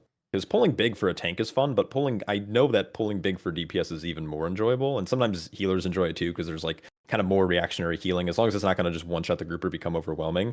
So you're trying to like balance all these things. Like I want big pulls, but it needs to be like not too overwhelming. I want a route that makes sense, that's efficient. And so I spend a lot of time on PTR kind of calculating like how much damage mobs do, what can you reasonably pull together with any comp. You don't have to have a blood DK, you don't have to have a protection paladin to be able to do these types of things. You don't have to have multiple knocks. So I just kind of spend time figuring that out, and then you're just obviously looking at mob percent. You don't want to go 10% over in a key just for time's sake. So yeah, it's spending a lot of time on PTR and playing around with like different routes and different pulls, killing one mob at a time to figure out exactly how much percent it gives before all of the add-on developers can calculate that. That's generally how I go about it. Is I run the dungeon a couple times. I try some different routes. I review videos. I see what's manageable, what's not. I look at logs. There's a whole lot, but it's something that I take a lot of pride in, I guess, when I'm able to make up routes for people early on to help them kind of alleviate that pain, because I know that's a really scary point for a lot of tanks. And I hate that I get asked it now because I don't think it's true anymore outside of Dawnbreaker, is that most routes are hold W. That's all you're doing. And you can generally hit between 100 and 105%. And if you go a little over, it doesn't matter because sometimes you might be at 99%. You pull a mob that's 4%. It's like, ideally you don't do that. But a lot of tanks, their biggest fear getting into tanking, if they're a DPS player who wants to try it out, is like, I don't know the route. I don't know what I need to pull. And so making routes like that is like a big hurdle that people are able to get over easier when they have a route available to them, and so they can get into practicing each pull instead. Yeah, you should take a lot of pride of this because it's great content and it's very, very useful. And when you do all of this analysis, do you do it by yourself? Do you have people who are helping you? And on the PTR, are you bugging, or you have people that are basically helping you to figure those things out? I haven't met someone insane enough to do what I do on PTR. I can't convince any of my friends to jump in there with me, but generally, normally I'm pugging a lot on PTR. Every once in a while, I can convince like a guildie or a friend or some BNet friends to like jump in and do a couple keys with me. But the like analysis of the runs generally is like me looking at my own VODs, looking through logs, and kind of coming up with it more or less myself. But like I can't thank the people who do assist me in the process in terms of like doing the actual runs more, because sometimes when you log into PTR, it's absolutely dead. There's like one group, it's a full Russian group, they don't speak the language, they like there's difficulty when you're playing on PTR like that, because it's just no one really cares. The only people on PTR are a mega tryhards or like content creators essentially. So sometimes it's difficult to find people to work with, but yeah, PTR is really fun though. You get to kind of see the content early. Yeah, well, I do spend a lot of time on the PTR as well, so maybe we can try to combine forces this time around and figure out something Yeah, sure. together. Yeah, I need a healer, a little pocket healer. Yeah, for sure. I will make your life miserable. I will die on the DH a lot. That's fine, man. This is what the PTR is there for. Just lots of deaths, and but as long as you take it as a learning experience, I think that's how we can benefit from it. Yeah. That's the best part about PTR. Did you guys, really quick, did you guys have beta access for the War Within? I did have beta access, yeah. Not alpha, just beta. Okay. Not me. I didn't have beta. Oh, okay. I was gonna ask like how you guys felt about the beta testing, because this time around it was released to basically anyone who bought like the big old deluxe edition or whatever it was called, the legendary edition. I found that the beta testing this time around was miserable. Yeah. And I've had beta the last few times, and this time it was beta became live servers, which was extremely frustrating as someone who was trying to like make content and learn so I can like make content for other people. Yeah. I don't know if you had that experience or I don't think we've talked about this on the podcast before, but I'm actually a little bit annoyed by the way they do testing, because for example, when they're testing Mythic Plus, you are capped at a certain gear level, and then the dungeons are scaled what I would presume is different for what goes into the live servers. So they're testing some variation of the numbers, but this variation has nothing to do for when everything actually goes live, because you have a different item level. The dungeons are probably going to be scaled differently. So I think they tune everything for the numbers that they see, and they think that's going to work the same when it goes live. But we had a lot of instances where dungeons are going to be released and they're completely undoable in certain fights, etc. So they have to do some hot fixes to fix all of that, etc. The other thing that they do a lot when they're testing, they do many changes that are not communicated. So, for example, when we were testing Mists of Tyrnaside, you go and you do it because you know the dungeon from Shadowlands, and it was kind of like the same for the most part. And then all of a sudden, one day you go in, and then the last boss has the green circle and the suck in, which were two new mechanics that were not there in Shadowlands. But that was not listed anywhere. So people don't know about it. They don't know if they should be testing it again, etc. This is something we found out, but I would assume there are a lot of other changes that happen on the PTR that are not communicated, and maybe people don't even find most of them, and they're able to give feedback from that perspective.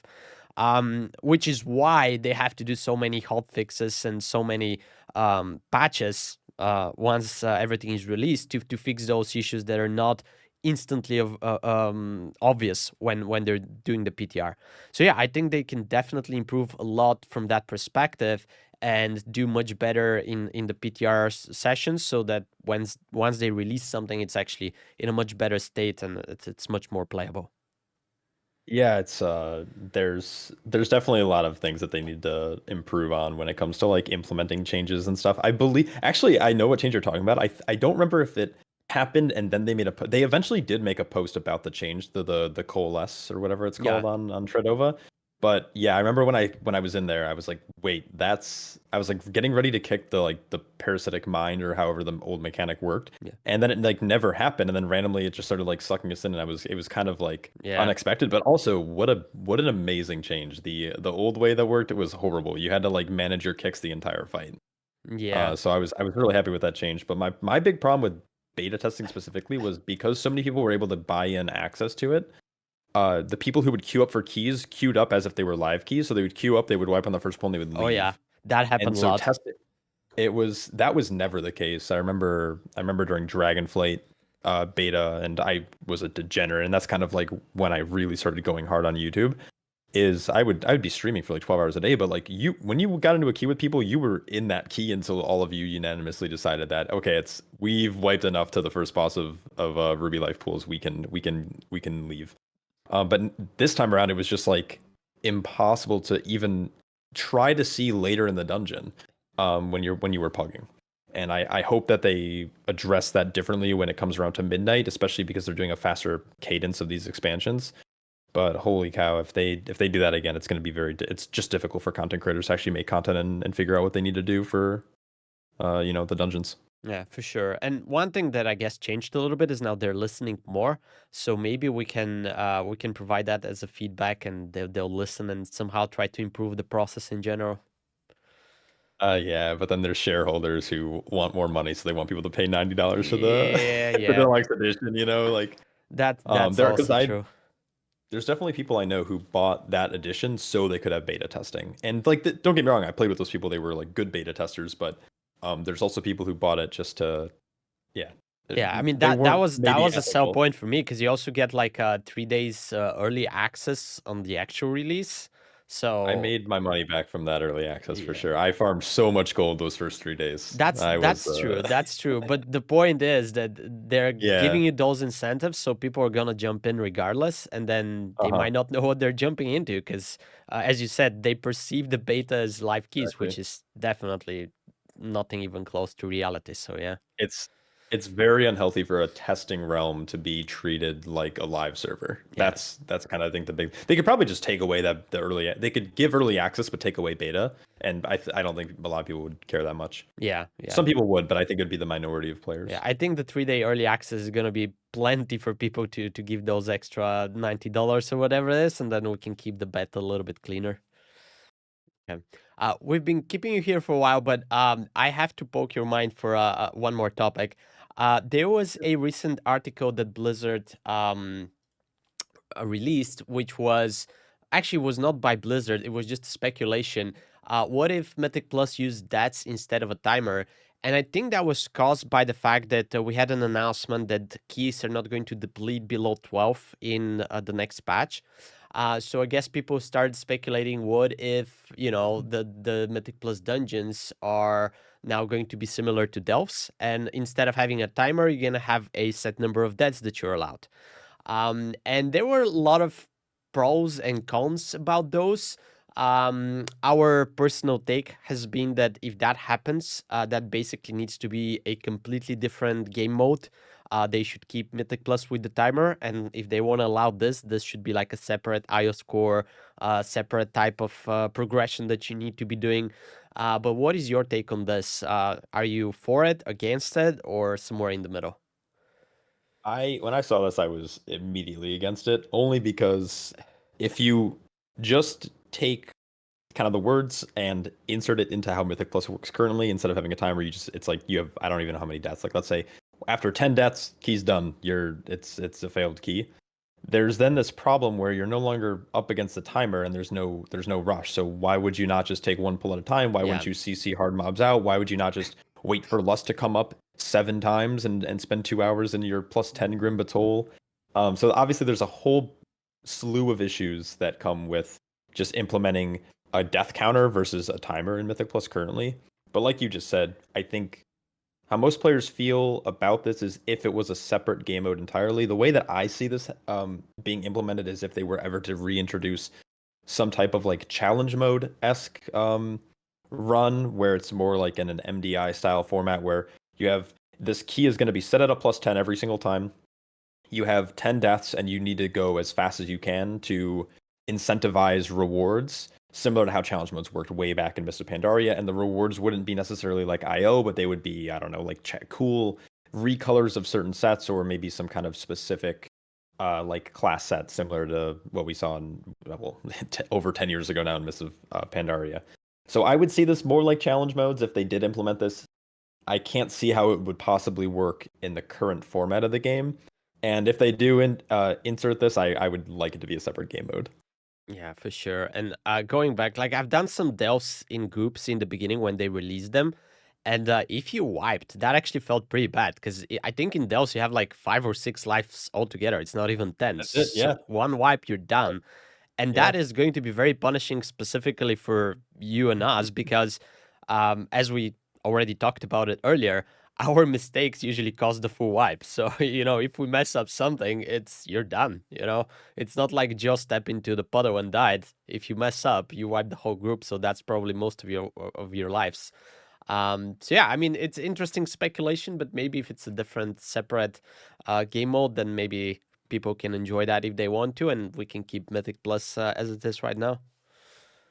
Yeah, it's interesting because they mention how like it would try to reduce toxicity in keys because you wouldn't be up against a timer, but I think it would Yeah. make it more toxic. Oh, for Wouldn't it make sure. it more toxic? Someone dies and Yeah. you just start instantly getting flamed because They didn't you stand. costed them. Yeah. It's like, oh man. Yep. It's just I don't think there's not a lot of pros to this unless it is a separate game mode, in my Yeah, I I opinion. agree. Yeah. But it could be enjoyable because I do think Mythic Plus right now is extremely linear and it's getting bland. We've had it now since Legion. They've made some good adaptations to it over the years, some for better, some for worse. But I think there needs to be a change, and I think another game mode similar to what they've been doing in PvP. I think solo shuffle being introduced. Was that Dragonflight or was that back in Shadowlands? I don't remember. That was there here now. The solo That's in War shuffle. Within. Yeah, Soul Shuffle War Within. Oh no, I mean like didn't they add the solo queue for arenas like Oh last yeah, expansion? sorry. Yeah, you're right. Dragonflight. They did the Blitz. The Blitz The was the new Blitz, one. yeah. before. Yeah. Yeah, so they added solo shuffle a couple Yeah, last expansion, and they Dragonflight. added Blitz now, and I think what I like about that, and maybe this kind of leans into talking about potentially like a solo queue system, but what I like is that your rating in those game modes are separate than if you were going into a 3v3 or rated RBGs, right? Yeah. It's kind of the same thing. Obviously solo queue works extremely different than how a 3v3 arena works, but Yeah. you have a separate rating and a separate score, and you can kind of pursue whichever game mode you want. You meet some people playing solo shuffle, or you meet some people via the group finder, and you want to go from solo shuffle to 3v3. You're not hurting your solo shuffle score for playing in 3v3 and vice versa. Yeah. Which I think is extremely interesting, and I've been cooking for a while on if they were to introduce a solo queue system, what they could do. But yeah, are there any more thoughts about the death counter? How do you, as a healer, what would you guys think about a death counter? Like, would you feel like there'd be more responsibility on you or less? Or Yeah, I think some of their personal responsibility I think is important. I think that when it comes to deaths, it happens in keys all the time, and it's like you said, when it's a DPS, it really doesn't matter. It's like, oh, we'll either B-res them right now, or we'll just wait till after we clear this pack, save the B-res for a boss, because that same person's probably gonna die. If it's a tank, it's pretty much a wipe for the most part. And if it's a healer, if you have good DPS, can heal themselves or tank, wogging or whatever, then you might be okay. But I think you already nailed it. I think Wolvy mentioned this on one of the other ones too. It'd have to be a separate game mode altogether because we're too locked in right now on how Mythic Plus works. I think going back to the whole queue thing, like the solo queue, I think that'd be great, especially if you're rating adjusted. If keys depleted, I see people getting mad about that, but I think it'd be an interesting twist to that system. But yeah, the death thing, it would just have to be a different system, in my opinion. Totally different from Mythic Plus. I'll sure. just add that experience that I had in Delves because at the very start of the season, I didn't know if it's better to go solo. So I was like, let's go into a group. There were a few occasions. So one of the groups, the tank we just butt pulled some extra stacks, extra packs on top of us. So we ended up wiping. As soon as we wiped, everybody was out because we were out of lives. So that was pretty unpleasant. Then there was another run that I remember. We just went in. There was like a fronto or something. So our rogue died. Then he came back. He ate another fronto. He died again, and everybody just left. Like we were not out of lives yet, etc. But they were just like, "Oh, we're not dealing with Joe here, who's gonna be eating the frontos because we know how this is going to end. So let's just save our time right now and get out of the delve." So like I think I had more negative experiences in those few delves that I tried as a group than positive ones, and I think this is only going to get worse if there's like kind of like in Mythic Plus, if they're getting harder and harder, and there's like higher keys or whatever they decide to call them. So yeah, if it's a separate game mode and people know what they're going in for, and you want to do this and you want to deal with Joe and butt pulling, it's going to wipe you, that's fine. But if they replace Mythic Plus with that, I don't think they're going to do it. But if they do it, that's probably going to be a huge step back. So yeah, hopefully that's something that they experiment with first, so we can give them feedback and they can figure out how to implement it in game. All I right. wonder what the best way to do would to test that actually. Yeah, I mean, Sorry, same as the solo queue, because you mentioned that. I would like to see something being tested out, because in my mind, solo queue is basically going to be the same. It would solve some problems, but then it could cause different problems. So I'm kind of disappointed, because we had season 4 in Dragonflight, which I don't even consider a season, because there was absolutely no new content there. But that was the golden moment for them to test something crazy, because nobody was playing and nobody was interested to play for whatever reasons. So they could have done something wild and say, okay, this is an experiment. You know, it's a dead season. Go see how it's going to work out. They were going to get some feedback on it, but unfortunately they didn't. So yeah, maybe they'll do it at the end of the War Within. We'll have to wait and see. It's so random, because in PvP they do it. They have like a whole separate thing in PvP that's like a completely separate thing, that's where Blitz came from. They tried it in like the regular season just as like a random thing, and they got good response from it, and then they introduced it, right? And so they could do that. They could add another little thing inside of Mythic or whatever, like just another little queue section that was like, oh, this week we're trying like a solo queue for, and it doesn't have to like compete with or completely change Mythic Plus. It could just be another little thing. And it was completely like, we're testing it. You get rewards for doing it, and that's all you get. Like there wasn't like a ladder or anything like that. It was just like, try it out and see if you like it. And they got feedback from it, so Yeah, they could do something. Because those new modes that they tested in PvP, they all started like as a casual mode, right? That there was no rating, there was nothing connected to it, no rewards. You just got rewards. So they can definitely try to do something with the PvE stuff as well. I don't think anyone's gonna get mad, and then all of a sudden you discover something new and everybody's happy and rejoice. Exactly. So what's your take on solo queue? Okay, so have you got how much? I don't even know where to start. Okay, you are a one game Andy, as you like kind of just mentioned, and I am too. But have you played Diablo 3? Maybe Diablo 4, but I guess. So do you remember how? I think I played both of them, but just a little bit. Did you ever play did you ever get to like the end game where you were playing Rifts? No. Where you would go into like no, the no. obelisk. So I played Diablo 3 when they released it, and then I went through like the difficulties, but I don't think there were rifts at that point, so I just quit shortly after that, before they released the rifts. Gotcha. Okay, so in Diablo, and this is gonna lead into my cook for Mythic Plus. So in Diablo, you have these things called rifts. You basically, I don't know, for example, you'll start at like a rift level 10, and then when you complete that rift, based on how quickly you're able to complete it, or just completing in general, will unlock the next level of rift. And as you go up in rift, you get greater rewards to increase the power level, so then you can keep kind of progressing. So that's you get your 12 done, now you have a yes, Okay. kind of. But it also goes up indefinitely, but like you'll see people doing rifts like way greater than like 150. So like in terms of numbers, not really, but there's this progression system that you start at the lowest level despite how geared your character is, and then when you complete the rifts in time, or in a certain level of speed, you then unlock the next level. So that's kind of my cook for Mythic Plus solo queue. You have a separate system that isn't attached to the, I guess, like what you would consider like the standard Mythic Plus like group finder now that you do now. You would basically, like the dungeon finder, you would pick a key, and they all start at +2. So let's use next dungeon, I guess next season dungeons, for example. So you want to queue up for a +2 mother load, and you go in, you get grouped with like the 5 people, everyone accepts, everyone enters the key. There's a 3-minute kind of waiting room, I guess, where you're in that bubble at the start of the key, like you would see in any dungeon. Similar to like Battlegrounds too, I guess, because at the start of Battlegrounds, you have to like wait for X amount of minutes before the game starts. And so that's your time to change talents for the dungeon you're in. You can share routes if you'd like to. You can kind of talk, get cordial with the people you're running with. And then the key just starts. Like when that 3-minute timer's up or 2-minute timer or however long they feel like doing, the key starts per usual. You have your timer, you have your death counter. When you finish that key, based on if you 1, 2, or 3 chest it, now you're able to unlock and queue for the higher keys of that level. So now you can go, let's say you +3 it, you can now queue for a +5 mother load. Or if you want to like take it back down and you want to queue for other things, you can farm +4s or +3s. So now if you go into a +5 and you 2-chest it with your pug group that you just queued into, you can now do +7s. And so you keep climbing this individually. But if you're like, now I want to go do, what's another dungeon? I guess the Operation Floodgate.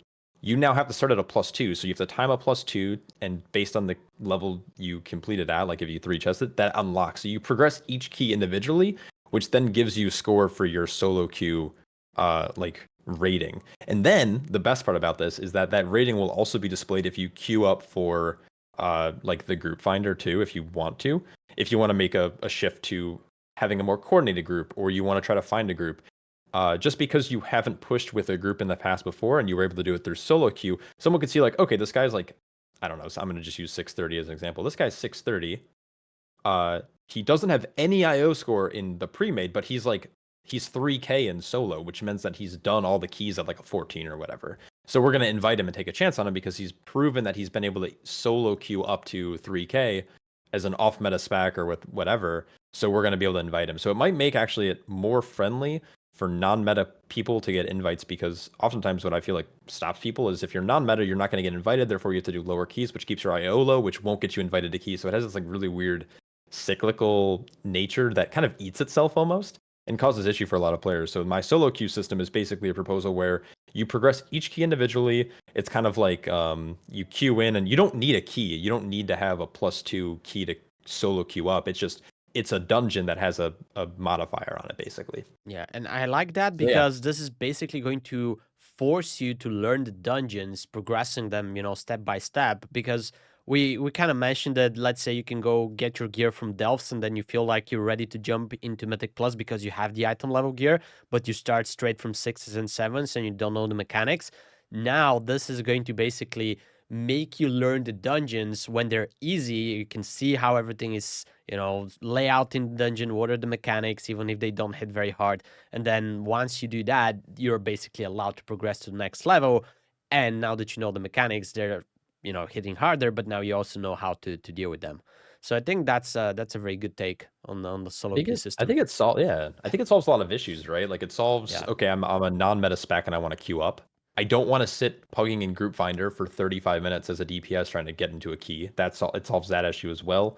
And yeah, like you just said, it is another way to have like almost a proving ground style relationship with dungeons where you have to progress through. You can't just jump in based on your item level to a +10. Now, don't get me wrong. If you have guildies who want to carry you through a +10 key and they have one and you want to use like the Group Finder to find people, you can. But this is a way for people to learn mechanics. They have to queue up for it to get score. And it's an alternative way for people who don't like to really interact with the Group Finder, because there's a lot of it. I mean, there's good things about the Group Finder, but there's a lot of bad things about the Group Finder that deter players from doing Mythic Plus and partaking in a relatively fun system, because they get kind of stopped. They get like bottlenecked at it pugging into keys or trying to pug into keys.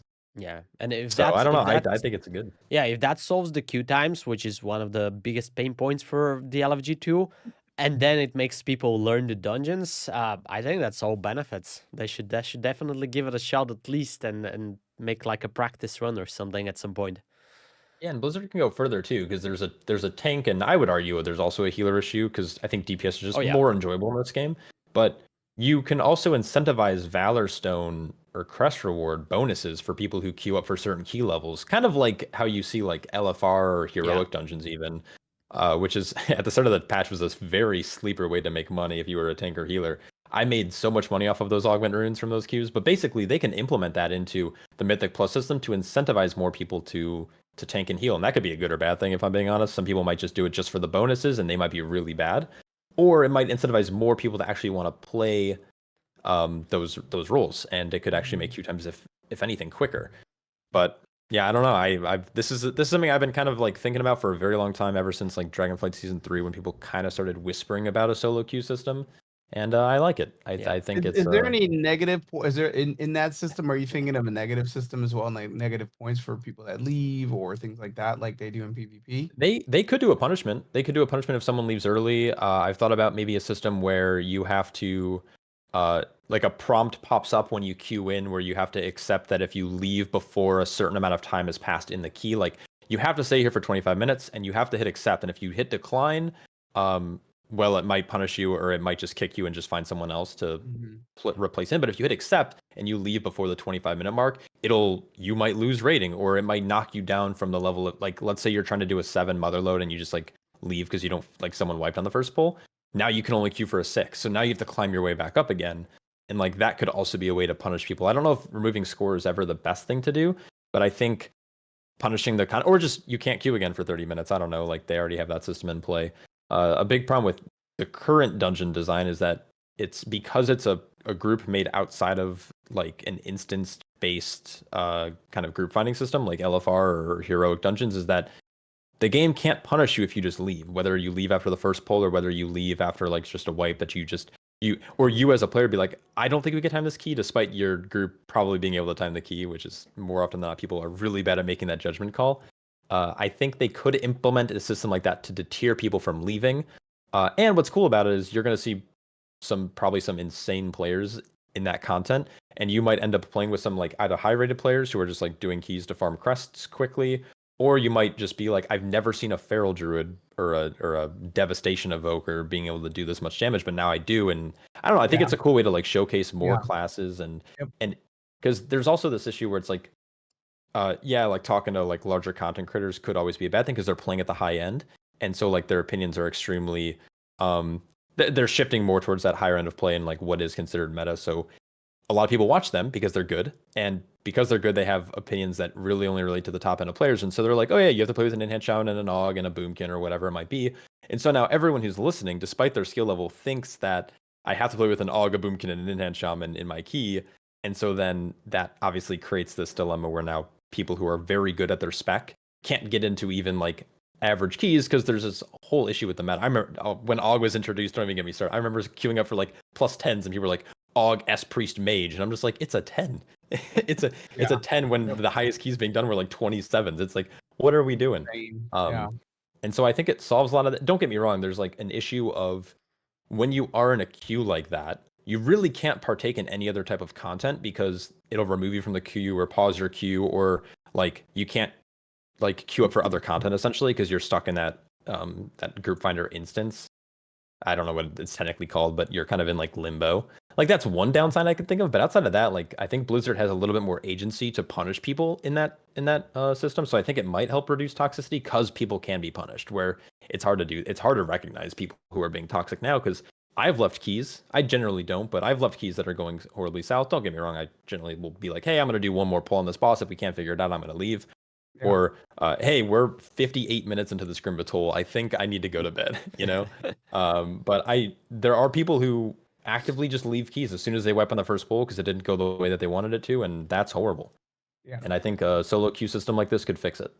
And I think very easy solution is if things start to go south and you're still not at that 25-minute mark or whatever when you can leave, they can just implement like a vote, hey, can we mark this key as completed? And if everybody votes yes, then you can just leave. If not, you committed your 25 minutes and you have to stay for that long.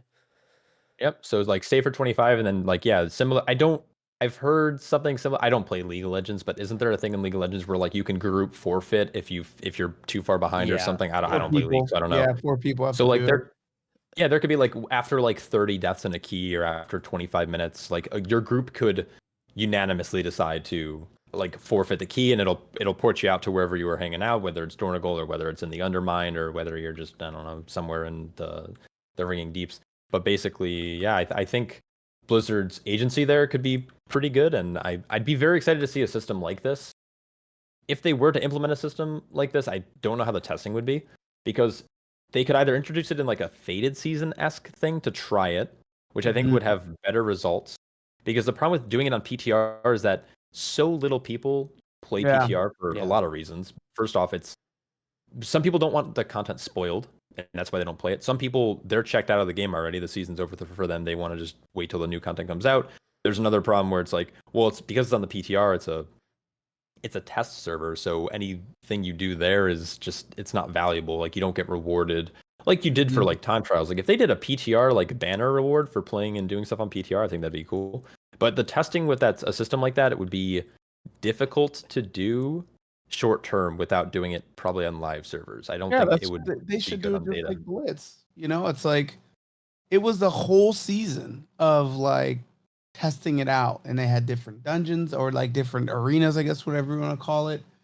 And people loved it. Like I thought it was cool. You can queue up for like a rated battleground, basically, but as a solo or as a duo, and you know, it was super popular. And it's like, okay, right now I'm looking at the quick match, and you can do it, right? Brawl, Temple of Homgu, not even the actual Blitz, but the Brawl. Like they could do that in Mythic Plus, and just have a quick match and have that whole little section where it's like, okay, solo queue and test out a bunch of stuff. And even if it's like, okay, we're only going to test for 8 weeks, and if you do X amount, you get a mount.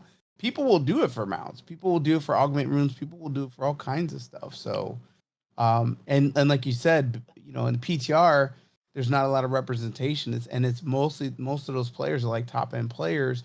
But what about the 80% of the players that like actually, you know, like are gonna be the ones that feed the system? That's who you need in there. And so just incorporate it into retail, into the actual release state, and see how it goes. And Yeah, I think it's easier I don't to- see why they just don't put it in a parallel to what we have right now. So it's just like kind of like an alternative that you have. And if people want to use it, they're going to use it. If they don't have to. Yeah, Like, it's not going to be tied to everything. And if they actually do a good job, people will just naturally start to use it all the time, Yep. and it's going to take Yep. over. You know, Yep. It's not Yep. like you're risking something. It's just another way to play the game. And if you do a good job, as many things that happened in World of Warcraft before, if you do a good job, people will just like it, and it's going to take over. Yep, it's true. Okay. I think that's probably my biggest wish, though, right now as a player is I think solo queue, especially as someone who doesn't play meta, because Brewmaster's never meta. I think a solo queue system would be very enjoyable. There's also times where I'm just like degenerately playing at 3 a.m, like I am right now, and there's no one on. Yep. So solo queue systems will also help. Yeah, I don't know. I don't see a lot of downsides to a solo queue system outside of like the argument that it alienates kind of it turns it into more of like I don't know, like I don't know. I'm trying to think of the word now. Basically, like instant simulator, where you're just sitting in your main city and just queuing up for whatever you want. But that's kind of how the game works, anyways. So I don't really think it matters as much. Mm-mm. So Yeah, the queue times will be interesting because I think, you know, it's just like tanks and healers will get quicker queues, but then you incentivize them for queuing up, right? Like you do now. You just incentivize. that's exactly it. You get to log into a tank and healer, and you get to play content immediately. I can't imagine it's that crazy, because if you do look at Group Finder, it's not like there's a million groups that are all looking for a tank and healer, but there are a couple. But eventually they do fill, or they get delisted. But generally, I don't think the queue times would be all that long, because the problem with like heroic dungeons and LFR, well, I don't think LFR is extremely popular game mode. Surprisingly, but heroic dungeons, like very few people are queuing up for those dungeons. Yeah. Where Mythic Plus, like a lot of people are partaking in it, and I think it would just make it, I think, more enjoyable all around. I don't think queues would be bad at all, if I'm being honest. I think the longest queues might be like 5 minutes, but even then, for a DPS, a 5-minute queue is nothing. Like an LFR queue right now is like 20-something minutes. Yeah. If you're And queuing as as a I said, that's DPS. my biggest point. If the solo queue system solves the waiting times, like, I'm all for it. You know, that's my biggest pain point this season specifically. And also, it's just good for like people who like stream and stuff too, because like you have content you can do immediately. Yeah, specifically for that, because otherwise it's not a good content if you stay in queue for 30 minutes, whatever the reason is. You know, you're just sitting No, unless there. you're really good at talking and talking risen to up yourself, your chat. exactly. Yeah, talking. Oh man, that's like the worst when you're just sitting in queue. Yeah. Just gotta play good music and vibe. Well, Shah, if you have time I have one question for you if you have time for it. Yeah, for sure. Okay, so our community, I think we predominantly have healers. I mean, there's probably some tanks and just regular folks that do DPS or whatever that check us out, but we have a lot of healers, you know. And one of the questions I had for you is, from a tank's perspective, you know, you do a lot of PUGs. If you had one piece of advice for like a healer that's in between, let's say, level 5 keys and let's say level 10 keys, a consistent thing that you've noticed with some of the healers and problems in keys, what would your piece of advice to those players be? Um, it's like weird because as a tank who's I'm pretty experienced. I normally don't have any issues with healers. Like I'm pretty self-reliant. So the things that I always notice is like healers won't like it generally won't prepare properly for the group damage. Or they might end up like because of group damage or instances like that, where they'll start kind of they shift their focus from like group healing, where that's like the most important thing, to trying to prioritize one person who got hit by a bolt, and then the whole group wipes because they weren't the right heal wasn't executed in that moment. I guess is like so my I guess my tip of I guess my advice as an outside perspective from the tank role, watching like the group damage happen, that sometimes is inevitable, is like making sure you know what pulls are doing that type of like group damage versus single target damage, or even damage like pulls that you can do damage during as a healer. I know that's a controversial opinion. Some healers definitely don't like hitting their damage buttons because they're there to heal. But recognizing damage patterns from pull to pull is really important, and that's what you should probably focus on if you're looking to elevate your game from the 5s to the 10s and from the 10s to the 12s and the 12s and upwards, is understanding when those instances are happening, what kind of instances, and knowing how to counter it with your cooldowns. Okay. Awesome. Thank you. Great advice from a great content creator. So first, do we have any more questions for Sha? Because That was my big burning question I for mean, sure. I have a lot, but we can stand here talking for another hour. So maybe we can do that in another episode. So I'll throw it back to you, Sha. Any shout outs, anything that you want to say at the end? Well, thanks for having me.